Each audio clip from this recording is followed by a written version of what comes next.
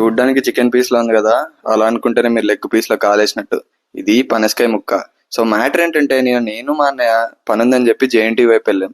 So అక్కడైనా సత్యబాబు బిర్యానీలో పనసకాయ బిర్యానీ ఉందని చెప్తే అక్కడికి వెళ్ళేసి ఒక 2 పనసకాయ బిర్యానీ పార్సల్ అయితే తీసేసుకున్నాము.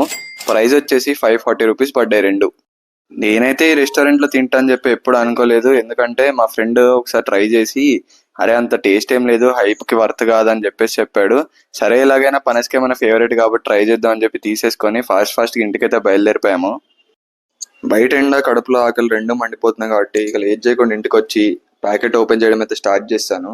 ఇంకా అలా ప్యాకెట్ ఓపెన్ చేసేసరికి షాక్ అయిపోయాను. ఎందుకంటే అది బిర్యానీ కాదు, యాక్చువల్గా ఇది bagara rice with fry piece లాగా అయితే ఇచ్చాడు. సరే ఏదైతే ఏంటి మనకి పనసకాయ ఇంపార్టెంట్ కా అని చెప్పి తింటం అయితే స్టార్ట్ చేశా.